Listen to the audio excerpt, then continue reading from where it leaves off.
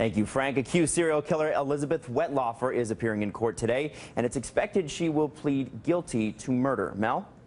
Well, Adam, the former nurse will be appearing in a Woodstock court this morning. It's reported that she will plead guilty to the murder of 8 seniors. According to the Canadian press, the accused killer will admit her guilt to 8 counts of first-degree murder that took place at 2 separate southwestern Ontario nursing homes where she worked.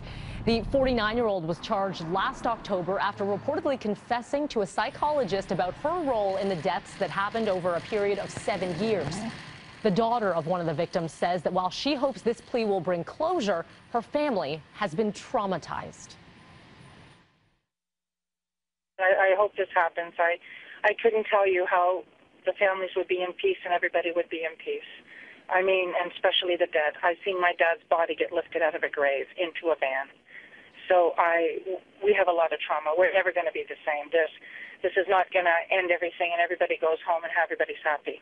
You know, we've been scarred and traumatized.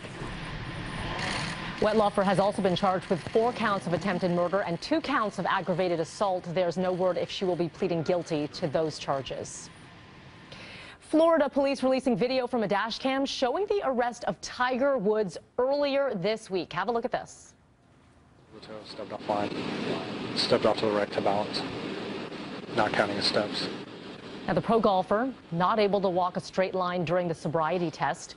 Florida police found Woods sleeping in his car early Monday morning near his home in Jupiter, Florida. Woods appeared confused when police asked him to recite the alphabet.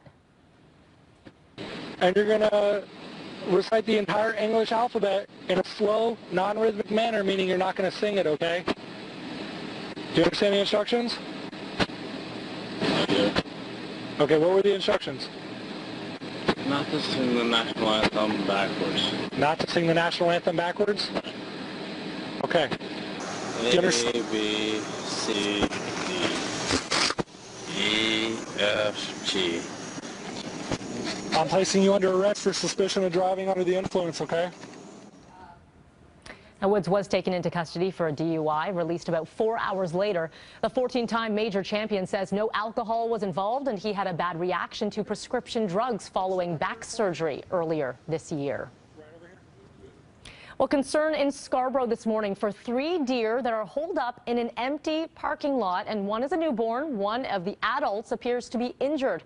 Our Tammy Sutherland is live at the scene, which is near Kennedy and Eglinton, with the very latest this morning. Tammy. Hi, Melanie. Yes, this all started on Wednesday with just 2 deer, one of which was hit by a car, according to a witness out here near Kennedy and Eglinton. The witness says that the 2 deer, adult deer, made their way behind this plaza here, and then he left them for the night. The next morning at about 8 o'clock, he came back, and what started as 2 deer now became 3.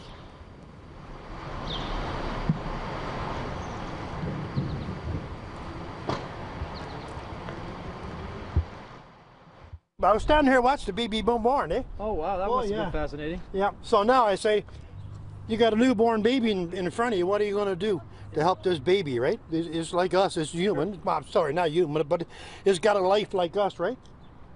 So it needs a bit of water and some love and care, you know. Now, Toronto Animal Services and the Toronto Wildlife Centre, they were both here on scene yesterday, but neither have space to treat an injured deer. It appears that the father has been injured by that vehicle. The only place that actually can treat an injured deer is the zoo, and of course we all know that employees there are now on strike. Now, according to the Toronto Wildlife Centre, they are expected to be back here sometime this morning. One possibility is to sedate both the mother and the baby deer, who seem to be fine here so far this morning, as we can see them back here, and then relocate them somewhere else so that wildlife officials can assess the daddy deer. I'll send it back to you for now, Mel. All right, thank you so much for that, Tammy. And we are getting breaking news now from the OPP. An arrest has been made in the concrete throwing incident that we told you about earlier on this morning. A man allegedly throwing concrete from the 401 at vehicles below. Now, we want to show you some images from the aftermath of a cinder block hitting a vehicle, leaving a giant hole in the roof, and you can see the debris scattered inside. Sergeant Carrie Schmidt tweeted out the pictures, writing, looking for witnesses who saw a man throwing it off near Yonge Street, Warden, Progress Avenue onto the 401. This is deadly. It needs to stop. This cement was apparently in a bag when it was tossed over the Progress Avenue overpass onto the 401 Sunday. And OPP say that they received 2 more reports yesterday, one at the overpass at Yonge, another at Warden.